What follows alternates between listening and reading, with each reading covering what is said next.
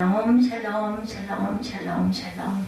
하나님 사랑합니다. 여러분 저 안에서 사랑합니다. 사도행전 7장 55절에서 60절 스데반의 순교죠.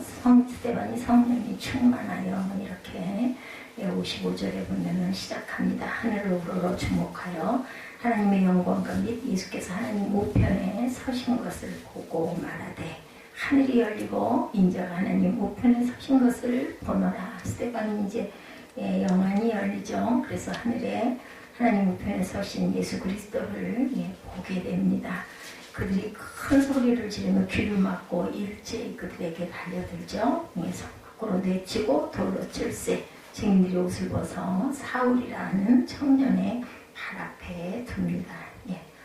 그들이 돌로 스데반을 치니 스데반이 부르짖어 이르되 주 예수여 내 영혼을 받으시옵소서 하고 무릎을 꿇고 크게 불러 이르되 주여 이 죄를 그들에게 돌리지 마옵소서 이 말을 하고 자니라. 예수님이 십자가에 못 박혀 돌아가실 때 기도했던 기도의 내용이 스데반의 입에서도 그대로 그들의 죄를 그들에게 돌리지 말라. 그들이 알지 못하여 저리하옵나이다 라는 그런 말씀과 같죠. 아브라함의 하나님, 영광의 하나님. 영광의 하나님은 아브라함에게 나타나셔서 말씀합니다. 우리 7장이 굉장히 길어요. 그죠? 1절부터 60절까지 계속해서 나타나 있습니다. 영광의 하나님은 아브라함에게 말씀하시죠. 그리고 그를 고향과 친척을 떠나 하란으로 향하게 하시는 그러한 사건이 일어났습니다. 조상 아브라함이 2절에 보면 스데반이 이제 쭉 얘기하죠. 부용들여 들으소서 우리 조상 아브라함이 하란에 있기 전 메소포타미아에 있을 때 영광의 하나님이 그에게 보이시되 내 고향과 친척을 떠나 내가 네게 보일 땅으로 가라 하시니 아브라함이 갈대아 사람의 땅을 떠나 하란에 거하다가 그의 아버지가 죽음에 하나님이 그를 거기서 너희 지금 사는 이 땅으로 옮기셨느니라. 이제 이렇게 시작을 합니다. 계속 스데반 집사가 쭉 역사를 이야기하죠. 하나님 또한 아브라함에게 할례 언약을 주셔서 이삭에게 할례를 베풀게 하시고 이삭은 야곱에게 야곱은 이스라엘의 12조상에게 할례를 행하는 부분이 8절에 나타나죠. 여기서 4절에 보면 아브라함이 갈대아 사람을 땅을 떠나 하란에 거하다가 그의 아버지가 죽음에 하나님이 그를 거기서 너희 지금 사는 이 땅으로 옮기시고 여기서 발붙일 만한 땅도 유업으로 주지 아니하시고 다만 이 땅을 아직 자식도 없는 그와 그의 후손에게 소유로 주신다고 약속하시고 하나님도 이같이 말씀하시되 후손이 다른 땅에서 나그네가 되리니 그 땅 사람들이 종으로 삼아 400년 동안을 괴롭게 하리라 하시고 또 이르시되 종 삼는 나라를 내가 심판하리니 그 후에 그들이 나와서 이곳에서 나를 섬기리라. 이렇게 광야교의 그 상황 40년 동안 이렇게 섬기는 그런 그 상황을 얘기하시죠. 8절에 보니까 할례 언약을 아브라함에게 주셨더니 그가 이삭을 낳아 여드레 만에 할례를 행하고 이삭이 야곱이 우리 12조상을 낳았다라고 이렇게 쭉 내용이 나옵니다. 그들이 나와서 나를 섬기리라. 7절이죠. 하나님은 아브라함을 믿음의 조상으로 세우시고 그의 후손 이스라엘 민족을 택하시고 그들을 애굽에서 구원하여 내셨는데 이스라엘의 출애굽은 허물과 죄로 죽었던 우리가 하나님의 은혜로 구원받는 것을 상징합니다. 따라서 이스라엘의 출애굽 목적은 우리를 죄에서 구원하신 목적을 말하고 7장 7절은 그 목적이 여호와 하나님을 섬기게 하기 위함이라고 이렇게 증거하고 기록되어 있죠. 자, 하나님은 아브라함에게 메소포타미아에 친히 나타나셨고 그를 갈대아 사람의 땅에서 이렇게 불러내시죠. 하나님의 언약의 말씀은 이스라엘 백성의 나그네 된 400년 동안에도 그들을 붙드셨고 하나님을 섬길 수 있게 하셨다. 6절에서 증거했습니다. 또한 언약의 성취는 아브라함의 시이자 메시아이신 예수에게 나타납니다. 영광의 하나님이라고 시편 29편 3절에 여호와의 소리가 물 위에 있도다. 영광의 하나님이 우레소리를 내시니 야훼는 많은 물 위에 계시도다. 증거합니다. 하나님의 지시가 창세기 12장 1절에 아브라함에게 나타나시죠. 여호와께서 아브라함에게 이르시되 너는 너의 고향과 친척과 아버지의 집을 떠나 내가 네게 보여줄 땅으로 가라. 이렇게 말씀합니다. 요셉의 하나님이시기도 하죠. 9절에 보니까 나타나 있습니다. 여러 조상이 요셉을 시리아의 애국에 팔았더니 하나님이 그와 함께 계셔 그 모든 환난에서 건져내사 애굽 왕 바로 앞에서 은총과 지혜를 주심에 바로가 그를 애굽과 자기 온 집의 통치자로 세웠느니라.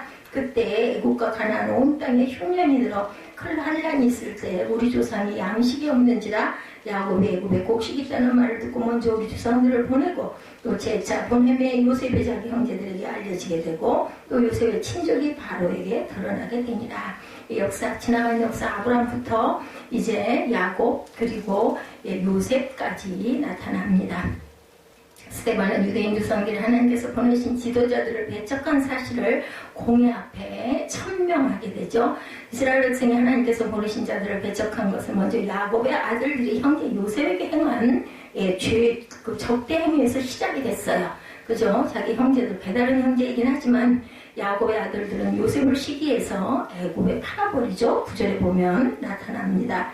요셉을 시기하여 애굽에 팔았더니 하나님이 그와 함께 계셨다. 그러나 하나님은 요셉과 함께 하셔서 요셉을 애굽과 온 집의 치리자로 세우시죠. 10절에 보면 나타납니다. 온 집의 통치자로 세웠느니라 이렇게 나오죠. 그때 애굽과 가나안 온 땅에 흉년이 들었고 요셉으로 인해 야곱의 온 친족이 흉년에서 구원을 받게 된 사실이 11절에서 14절까지. 그때 애굽과 가나안 온 땅에 흉년이 들어 큰 환란이 있을세 우리 조상들이 양식이 없는지라 야곱이 애굽에 곡식이 있다는 말을 듣고 먼저 우리 조상들을 보내고 제2차 보냄에 요셉의 자기 형제들에게 알려지게 되고 또 요셉의 친족이 바로에게 드러나게 되니라. 요셉이 사람을 보내어 그의 아버지 야곱과 온 친족 75사람을 청하였더니 야곱이 애굽으로 내려가 자기와 우리 조상들이 거기에서 죽고 세겜으로 옮겨져 아브라함이 세겜 하몰의 자손에게서 은으로 값주고 산 무덤에 장사되니라. 이제 장사되는 막벨라 굴 이야기가 여기 나오죠.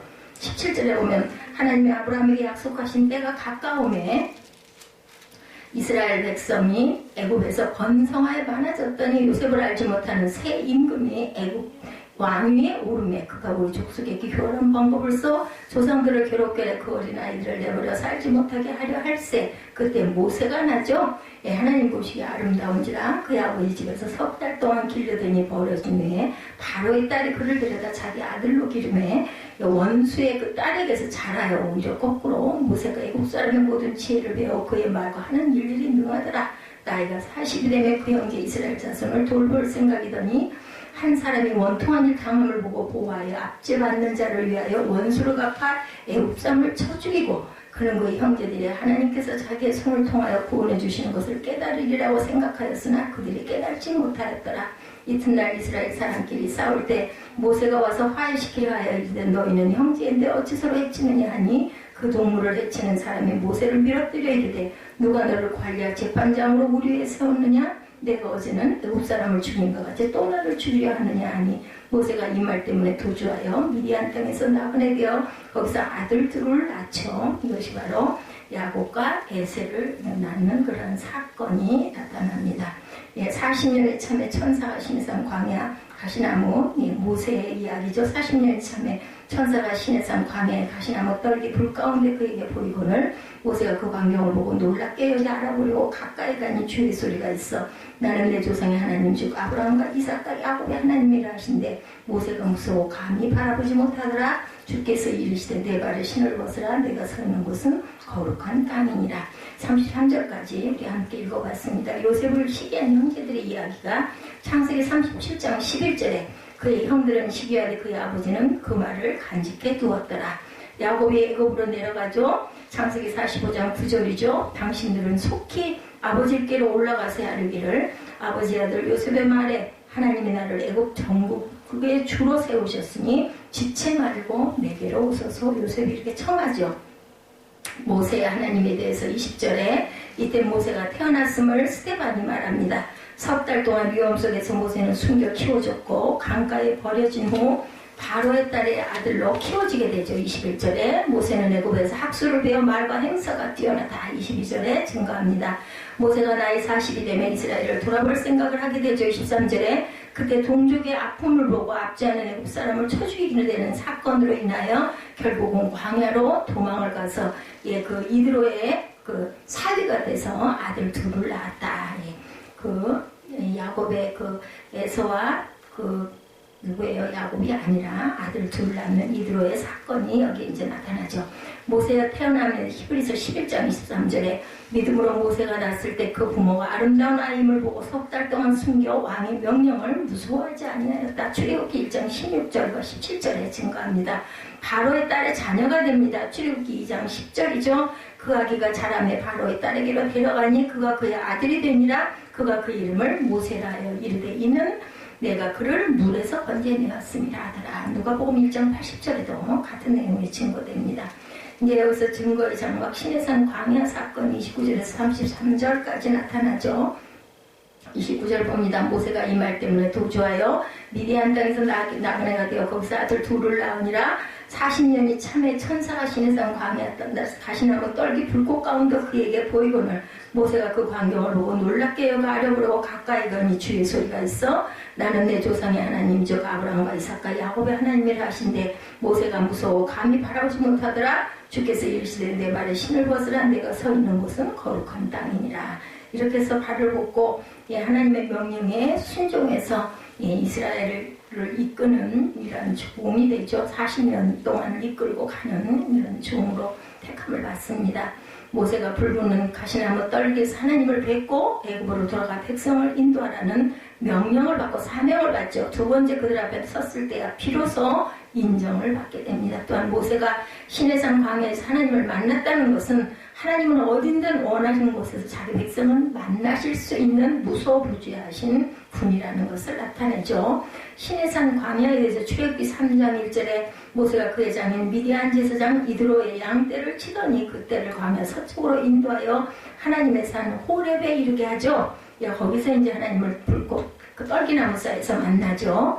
백성들의 거절 출애굽기 2장 14절에 그가 이르되 누가 너를 우리를 다스리는 자와 재판관으로 삼았느냐. 내가 애굽 사람을 죽인 것처럼 나도 죽이려느냐. 모세가 두려워 이르되 이 일이 탈로 되었다. 이렇게 이런 사건이 일어납니다. 증거장막 모세는 하나님께서 그들에게 강력히 개입하셔서 나타나신 온갖 표적과 전능의 보호하여 이스라엘 백성을 이끌고 애굽으로 나오죠. 스데반은 모세가 너희 형제 가운데 나와 같은 선지자를 세우리라던 바로 그 사람임을 증거합니다. 37절에 보면 나타나죠. 이 사람이 백성을 인도하여 나오게 하고 애국과 홍해와 광야에서 40년간 기사와 표적을 행하였느니라. 37절에 이스라엘 자손에 대하여 하나님의 너희 형제 가운데서 나와 같은 선지자를 세우리라 하던 자가 바로 곧 이 모세라. 신명기 18장 15절에 증거되어 있습니다. 38절에 시내산에서 말하던 그 천사와 우리 조상들과 함께 광야교에 있었고 또 살아있는 말씀을 받아 우리에게 주던 자가 이 사람이라 모세다라는 얘기를 하죠. 53절 율법에도 나타납니다.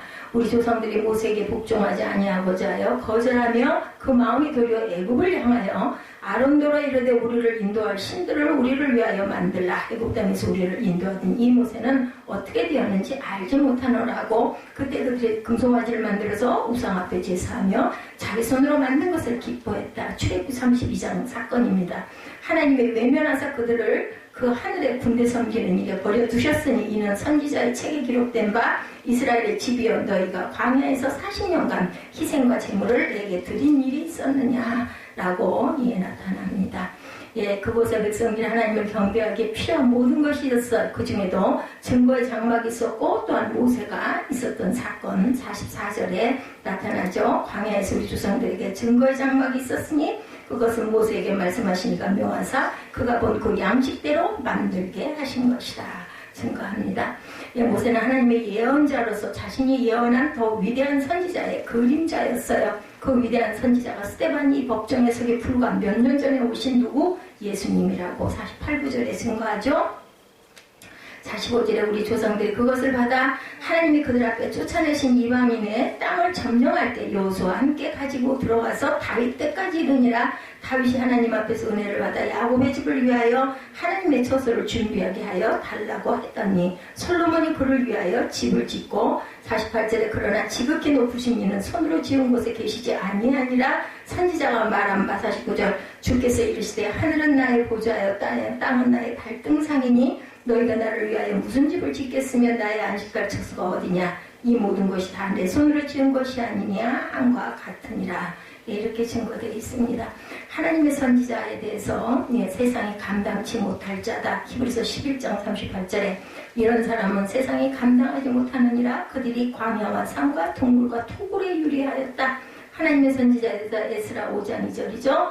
예스알디엘의 아들 스룹바벨과 요사닥의 아들 여수아가 일어나 예루살렘에 있던 하나님의 성전을 다시 건축하기 시작하며 하나님의 선지자들이 함께 있어 그들을 도왔다라고 증거합니다. 자, 이제 51절부터 성령을 거스르는 자에 대해서 나타납니다.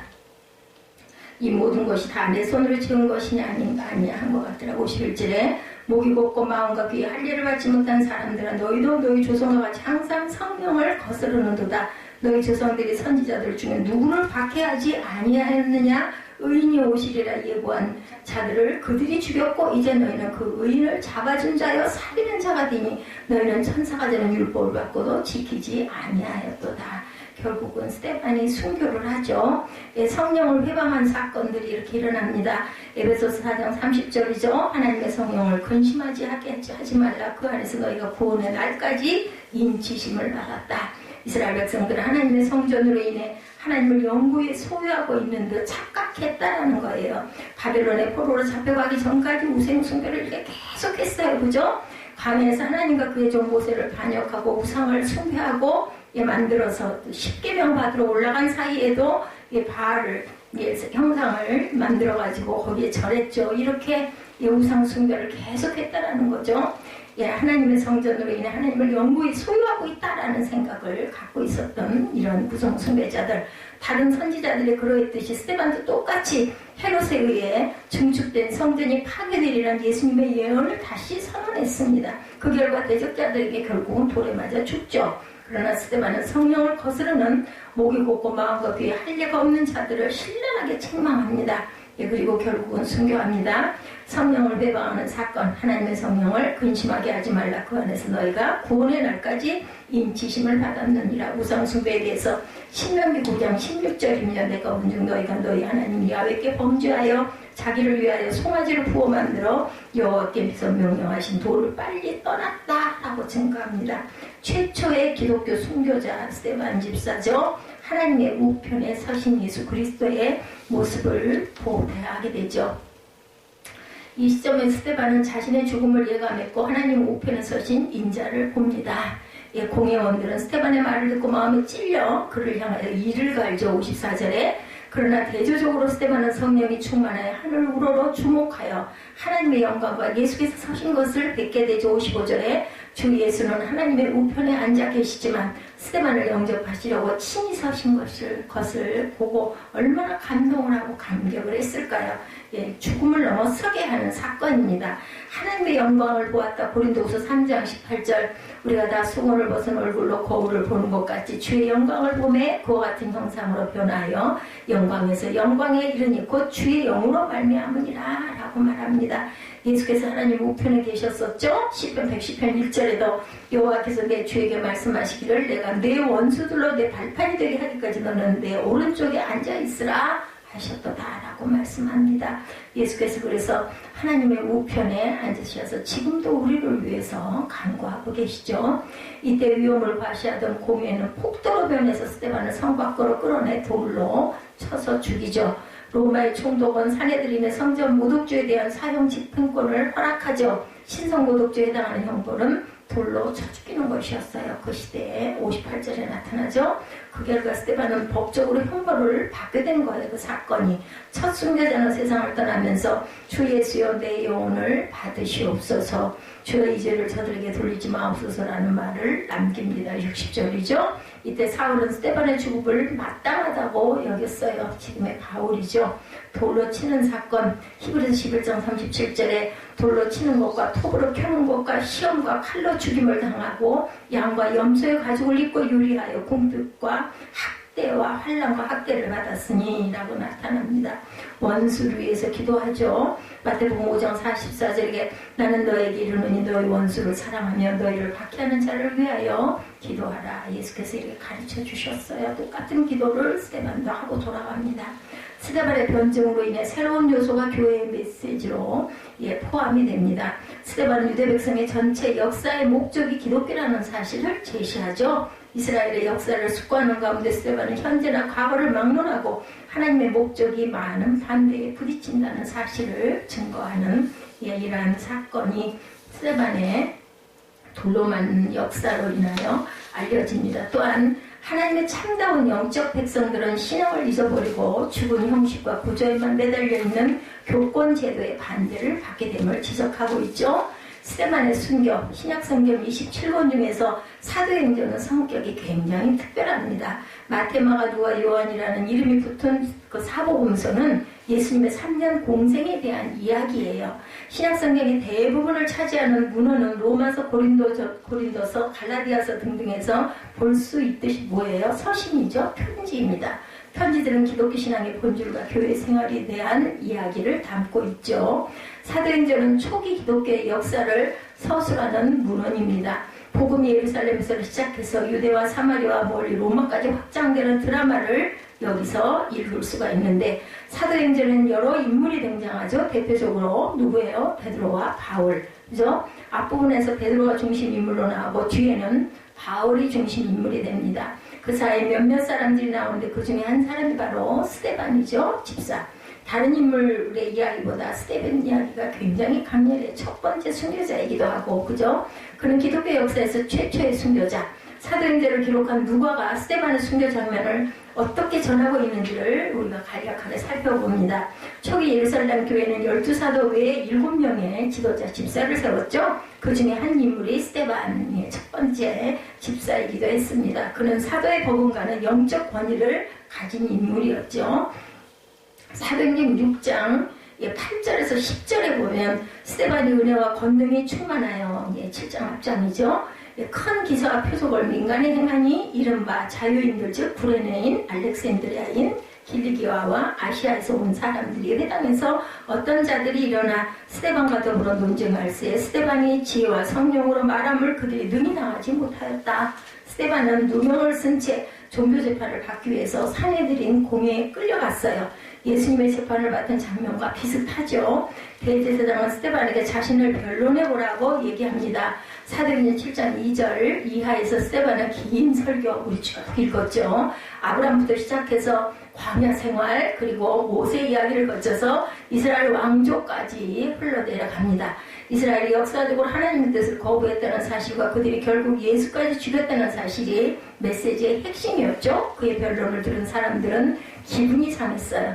스데반을 향한 그들의 분노가 하늘을 찌르듯이 높아지면서 오늘날 대법원이라고 할 사내들인 공회의 분위기가 아주 험악해집니다. 그 뒤에 사건 전개가 오늘 설교 본문인 55절에서 60절의 내용이죠.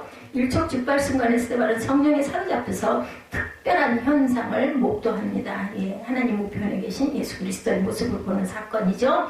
기독교 신앙의 유체 사도행전 7장 55, 6절 말씀 스데반이 성령이 충만하여 하늘을 우러러 주목하여 하나님의 영광과 및 예수께서 하나님 우편에 서신 것을 보고 말하되 보라 하늘이 열리고 인자가 하나님 우편에 서신 것을 보노라 이렇게 얘기합니다. 증거하죠.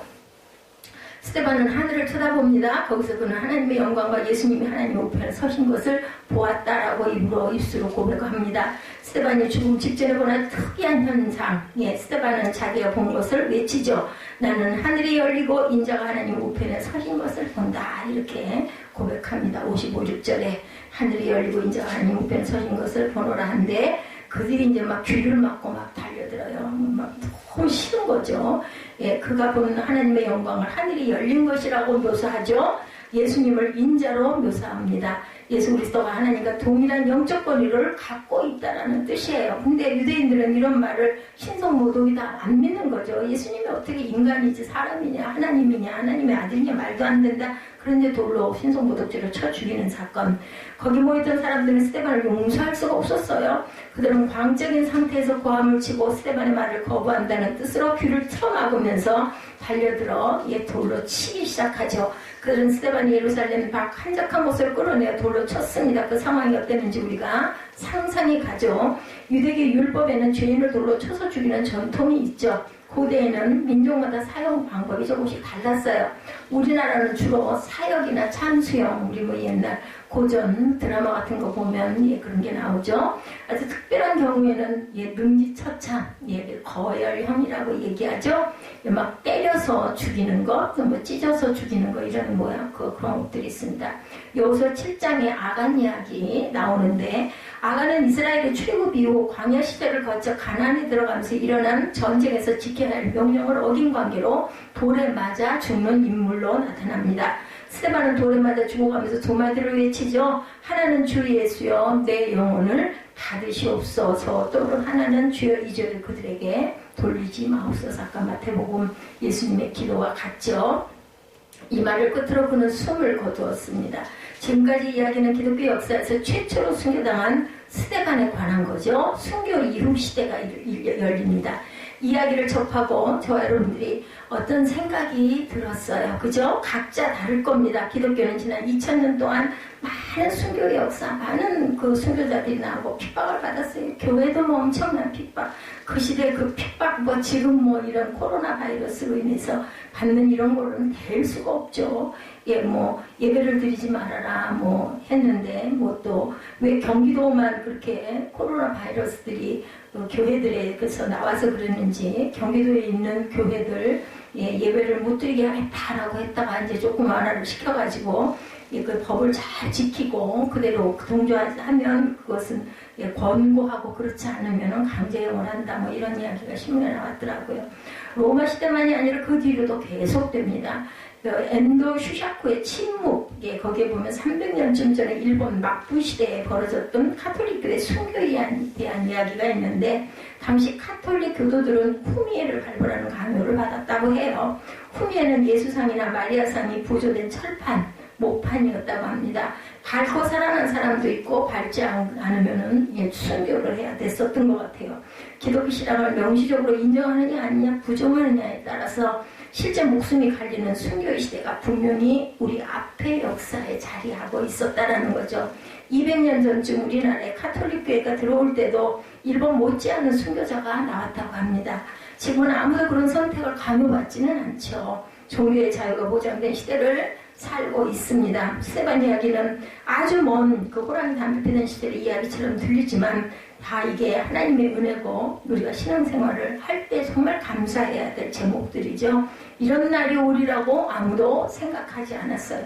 교회에 사람이 들어갈 수가 없고 예배도 눈치를 보면서 드려야 되고 교회 예배드리러 간다는 소리로 하면 공연이 이상하게 여길까 봐 말을 못하고 이런 일들 이게 조금 강화되고 나면 뭐 정말 아주 지금 그 미자립 교회들은 막 문을 닫는 사건, 사태, 모이지를 못하다 보니까 헌금이 제대로 들어오지 않으니까 교회가 운영이 되지가 않고 이런 것들이 있다고 합니다.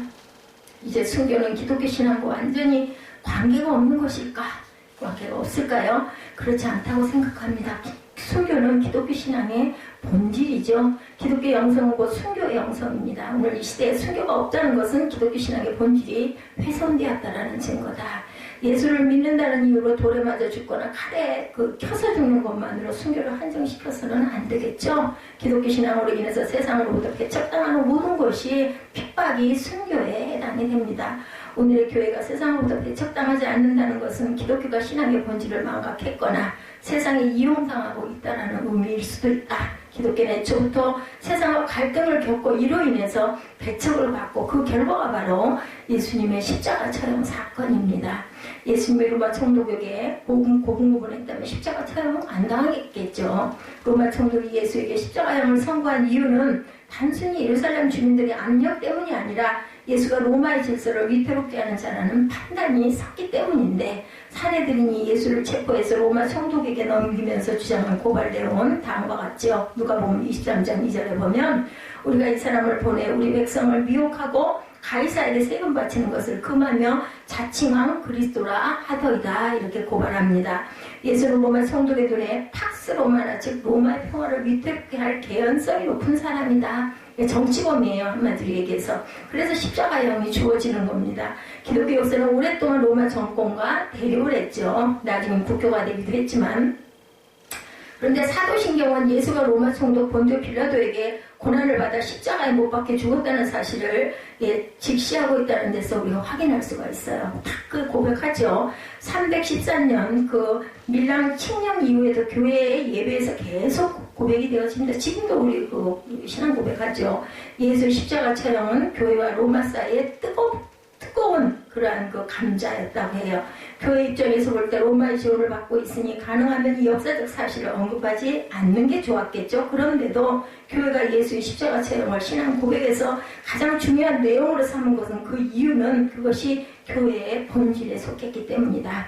기독교인들은 예수를 그리스도로 믿는 사람들이니까 세상과의 불화를 피하지 말아야 한다는 거죠. 그들에게 불편한 사람들로 취급을 당해야 합니다. 거기에 순교의 영성이 있다는 것을 우리가 잊지 말아야 되겠다.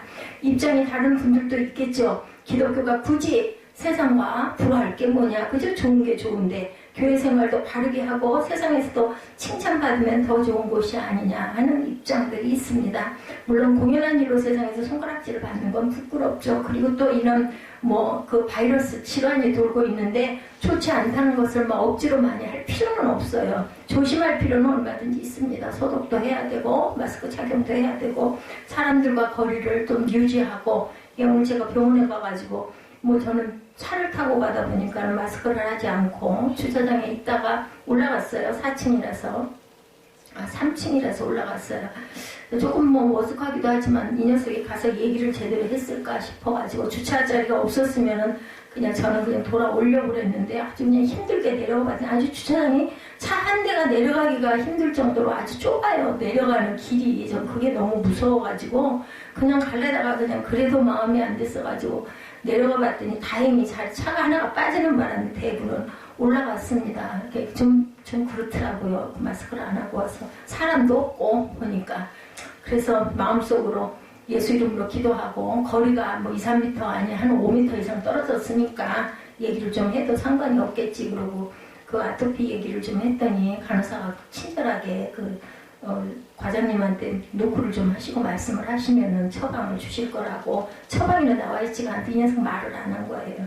또 어떻게 해요? 문 열고 들여다보고 들어가지는 않고 밖에 서가지고 약을 좀 주셨으면 좋겠다 그랬더니 또 끝까지 대답을 아무렇지도 않게 하셔가지고 저는 그렇게 해서 일단은 왔는데 차에다가 마스크를 두기는 해야겠는데 제가 막 얘기했죠. 지난번에 한번 실험해봤더니 마스크가 저는 안 끼어져요. 왜 그런지는 모르겠고 다들 저보고 귀가 이상하게 생겨가지고 귀에서 끈이 매달려 있지가 않고 빠져버린다고 그러더라고요. 저는 마스크도 할 수 없고 나가지도 말아야 되고 그저 집하고 교회만 왔다 갔다 차고 움직여 다니고 사람들하고 말을 안 하면 되죠. 그리고 보니까 오늘 신문에 보니까 강단에서 2, 3m 떨어져서 이렇게 사람들이 앉아 있어야 된다. 우리는 그 정도는 되니까 인원도 많지가 않고 어찌됐든 간에 그것도 은혜다. 근데 이거 지나갑니다.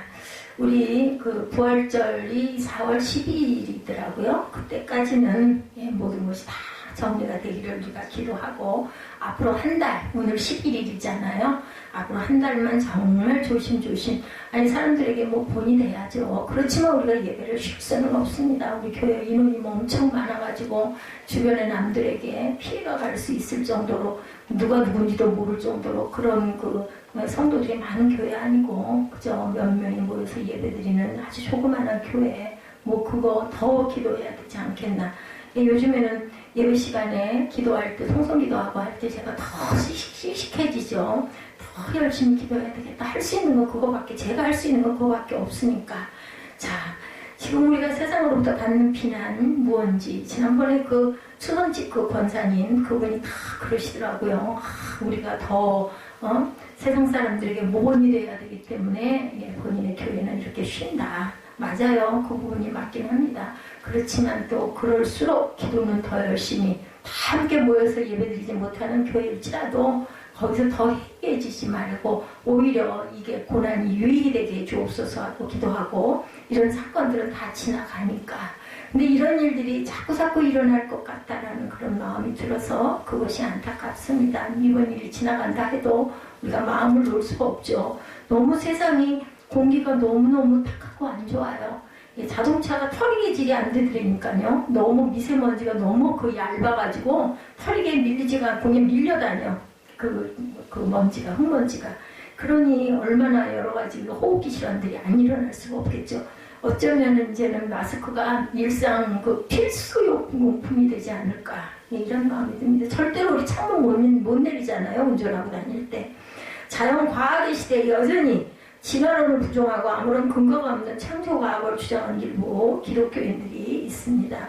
일부가 아니라 대형교회에 속한 교육자들이, 성도들이 대부분 그렇게 주장을 한다고 그러죠.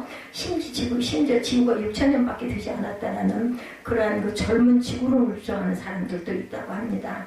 자연과학자들을 비롯해서 상식적으로 세상을 보는 사람들은 교회를 지적으로 유치할 집단으로 여길 수밖에 없는데, 동성애자들의 집회에 가서 가장 강력하게 반대하는 이들도 기독교인들이죠. 양심적인 대책 군복무 제도를 가장 강력하게 반대하는 사람들도 기독교인들. 오늘 한국교회가 통일지향적인 집단인지 아니면 저해하는 집단인지 이것도 알 수가 없다고 합니다. 정치 사회적인 면에서 가장 우익적인 입장을 취하는 사람들도 기독교인들. 우리는 진화론 주장하지 않죠. 창조론을 주장합니다. 부끄러워서 얼굴을 붉고 다닐 수가 없다고 합니다. 이런 점에서 세상과 불화하면 안 된다. 오히려 칭찬받도록 노력해야 된다. 이런 얘기들을 많이 한다는 거죠. 좀 더 철저하게 정의롭고 철저하게 생명지향적인 삶의 태도를 보이고 좀 더 철저하게 소수자들의 권리를 지켜야 되고 순교 영성의 본질이 무엇인지를 우리가 깊이 생각할 줄 알아야 되겠다. 어떻게 증인으로서의 삶을 온전하게 잘 지키고 가야 된다는 것. 순교자라는 뜻의 헬라어가 마르투스라고 해요.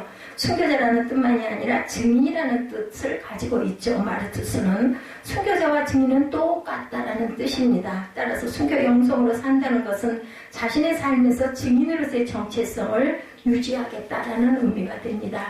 기독교인들은 모두 다들 증인들입니다. 증인은 자신이 증언해야 할 대상을 분명하게 알고 있어야 하는 것처럼 우리 크리스찬들은 예수 그리스도와 그를 통한 하나님의 구원 행위를 분명하게 알고 있어야 하겠다. 그것 없이는 증인으로서의 삶, 즉 순교자로서의 삶은 살아갈 수가 없어요. 불가능하죠. 이 말은 거꾸로 하면 우리가 증인과 순교자로 살지 못하는 이유는 그리스도를 알지 못한다는 데, 경험하지 못했다는 데 놓여 있을 수도 있다라는 겁니다. 우리가 증인과 순교자로 살지 못하는 이유, 그리스도를 알지 못하기 때문에 증인된 삶을 살지 못한다. 저와 여러분이 예수님의 오심과 그의 십자가의 부활 그리고 재림에 대해서 얼마나 알고 있는지 우리 한번 마음으로 생각해 보시기 바랍니다. 정보로서는 어느 정도 말할 수 있겠지만 실제로 말할 수 있겠는가? 얼마나 중심이 온전히 서 있는가? 스데반이 마지막 순간에 증언한 것을 봅니다. 하늘이 열리고 예수 그리스도가 하나님 우편에 서신 것을 보았다 이렇게 증언하죠. 도대체 저게 무슨 말이냐? 헛것을 본 거 아니냐, 아니면 환상을 본 게 아니냐, 상상한 게 아니냐, 이런 이야기들을 하는 사람도 많을 거예요. 그렇다면 그런 사람들은 증인이 될 수가 없다. 그것을 믿는다면 보였을 것이다. 아주 완전 마지막 순간에 하늘을 우러러 봤을 때 거기 예수 그리스도가 서신 것을 스데반은 확실하게 보았기 때문에 그렇게 평온한 모습, 아주 밝은 모습이 되죠. 자, 하늘은 궁극적인 생명이 은폐된 곳이기도 합니다. 하늘이 열렸다는 것은 생명의 그 실체를 나타낸다라는 거죠. 누가복음 3장 21절에 보면 예수님이 세례받는 순간에도 뭐라고 그랬어요? 하늘이 열렸다라고 증언하죠. 백성이 다 세례를 받을 때 예수도 세례를 받으시고 기도하실 때 하늘이 열리며 22절에 성령이 비둘기 같은 형체로 그 위에 강림하시더니 하늘로부터 소리가 나기를 너는 내 사랑하는 아들이라 내가 너를 기뻐하노라 하시니라. 이렇게 증거되어 있어요. 하나님 우편은 하나님과 동일한 영적 권위를 가진 자에게 제공되는 자리입니다. 그 자리에 인자가 있었다 이렇게 말하죠. 그 인자는 세상 마지막 때 올 심판자를 가리킵니다. 즉 생명을 완성할 자죠. 그 인자는 바로 예수 그리스도. 세상을 창조하고 완성할 하나님과 동일한 영적 권위를 가진 분이 바로 예수 그리스도라는 뜻이죠. 스데반이 본 것은 바로 예수 그리스도를 통한 생명의 완성을 바라본 거예요. 그러니까 죽어도 우리 육신이 죽어도 영원한 삶을 주신다라는 그 응답을 받은 거예요. 얼마나 기쁘겠어요. 그리고 저는 그거보다도 죽는 그 순간이 무서울 것 같은데 그걸 없애주신 거죠. 그죠? 성령께서. 즉 예수 그리스도를 통한 구원, 그것을 누가는 고대인들의 환상적인 글쓰기로 표현을 합니다. 스데반이 본 것은 자동차 사고처럼 다른 사람들 모두 똑같이 볼 수 있는 현상이 아니죠. 볼 수 있는 눈이 있을 때만 보이는 생명과 구원의 세계, 영안이 열린다라고 하죠. 세계 최고수 기사들이 바둑의 기보에 숨어있는 수를 모든 사람이 저절로 알아볼 수 있는 게 아니라는 거죠. 바둑을 정말 잘 두는 고수들의 눈에만 그 길이 보이죠. 우리는 뭐가 뭔지 들여다봐도 몰라요. 그죠?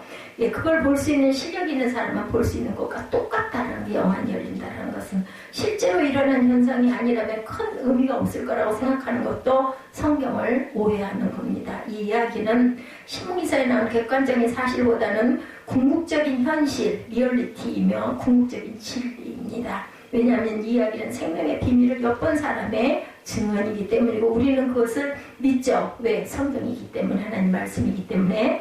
그리고 또 우리도 체험을 하죠. 그렇게 하는 체험은 아니라 할지라도 마음의 감동으로, 그죠? 눈물로 주시기도 합니다.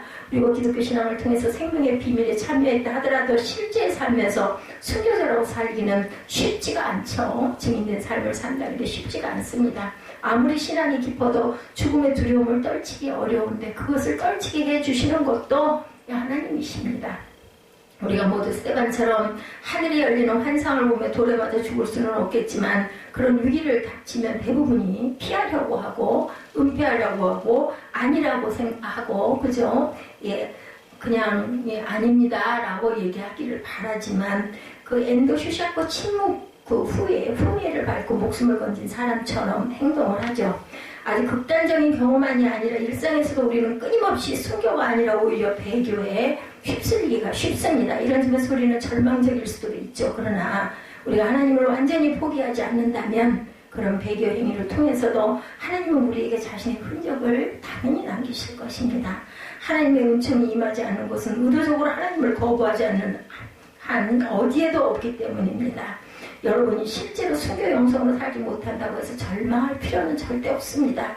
저는 저와 여러분에게 엄중한 한 가지 사실을 말씀드립니다. 우리의 삶은 결국은 순교를 맞게 되죠. 결국은 죽는 날이 분명히 있어요. 누구에게나. 그죠? 그때 우리의 순교의 모습으로 당당하게 죽을 줄 알아야 되겠다는 거예요. 어떻게 하나님을 인정하면서 돌아가면 되는 거죠. 역사에 등장했던 순교자들은 자신의 인생 중에 순교를 만난 반면에 우리는 우리 인생 마지막 마치는 순간에 순교할 수 있는 거예요. 선택을 분명히 하나님 계신다. 나는 천국에 간다. 하나님께 달려간다. 이런 마음을 갖고 있다 보면 하나님께서 성령께서 우리에게 두려움도 절대로 주시지 않을 줄 믿습니다. 피하거나 피하지 않거나 상관없이 우리 모두 순교의 운명에서 절대로 벗어나지 못하니까 이제 하나님의 영광을 드러내고 가야 되겠죠? 이런 운명 앞에서 우리는 선택해야 돼요. 왜냐하면 선택의 의지를 하나님께서 주셨어요. 우리에게 결정권을. 순교의 영성으로 살 것인가 아니면 아무 생각 없이 그냥 살 것인가. 그죠? 당연히 순교의 영성으로 살아야 되겠죠. 예수의 증인으로 살 것인가 자기에게 집중하면서 살 것인가 이거 우리 선택입니다. 교회를 열심히 하라거나 노방전도를 나가야 한다거나 세계선교에 적극적으로 나가라는 것이 아니라 순교 영성으로 산다는 것은 구체적으로 무언가 예수를 인정하는 것이라고 저는 생각합니다. 일상에서 죽음을 직시할 줄도 알고 생각이 깊은 사람들은 누구나 죽음을 염두에 두고 살죠. 좀 더 믿음이 깊고 은혜가 충만해지면 삶과 죽음을 동일한 것으로 받아들이게도 됩니다. 기독교인들은 죽음을 더 진지하고 절실하게 생각하는 사람들입니다. 세례를 받으면서 우리는 예수와 더불어 죽었다고 생각하는 사람들이에요. 그죠? 그것을 실천하고 가다 보면 흔들릴 때가 너무너무 많고 두려울 때가 많지만 그래도 또한 우리는 예배를 통해서 말씀을 통해서 오늘도 스데반의 그 순교를 통해서 다시 한번 묵상하게 되죠. 그리고 나 같으면 어떻게 할 것인가 대입해 봅니다. 생명을 훼손하는 세력에 저항해야 할 줄 압니다. 기독교 역사에서 일어난 순교는 자신을 신의 경지로 높이려는 권력자들에 의해서 일어났어요. 그들은 생명을 파괴하는 사람들이었죠. 순교 영성으로 산다는 것은 그들과 타협하지 않는다라는 뜻입니다. 생명을 훼손하는 세력이 누군지 우리가 판단할 줄 알아야 되겠다. 스스로 매우 세련된 모습으로 속삭이듯 저와 여러분을 유혹할지도 모릅니다. 중세기에 마녀 사냥에서 볼 수 있듯이 특정 세력을 향해서 적개심을 불러일으킬지도 모르죠. 예, 믿음의 전신 갑주를 입고 의의 호신경을 붙이라고 하죠. 요한복음 16장 20절에도 보면 내가 진실로 진실로 너에게 이르노니 너희는 곡하고 애통하겠으나 세상은 기뻐하리라. 너희는 근심하겠으나 너희 근심이 도리어 기쁨이 되리라. 주님의 십자가는 슬프고 아프고 고통스러운 사건이었어요. 그렇지만 우리에게는 복음이 됩니다. 기독교 신앙은 보면은 역설로 승리하게 하는 그러한 플러스의 신앙이에요. 그죠? 예수님이 돌아가시고 끝났다라고 제자들은 다 떠났지만 결국은 부활하시고 승리하시고 우리에게 나타나시고 영원한 천국을 약속하시고 내가 다시 오시겠다라고 얘기하는 역설이 일어납니다. 이 놀라운 은혜의 사건은 우리들의 인생을 완전히 바꿔놓는 복된 시간이 되게 하죠. 우리가 지금 기쁨과 감사의 삶을 누리고 있는 이유이기도 합니다. 이것을 너에게 이르는 것은 너희로 내 안에서 평안을 누리게 함이라 라고 말씀하시죠. 세상에서 너희가 환난을 당하라. 담대하라. 내가 세상을 이기었노라. 요한복음 16장 33절 말씀입니다. 주님이 주시는 평안을 우리에게 누리게 하려고 떠오르는 해와 같이 오늘도 나를 위해 죽어주시고 부활하시고 승천하신 승리의 주님과 함께 동행하시는 성령님의 은혜를 온전히 누리고 담대하게 살아가시기를 소망합니다.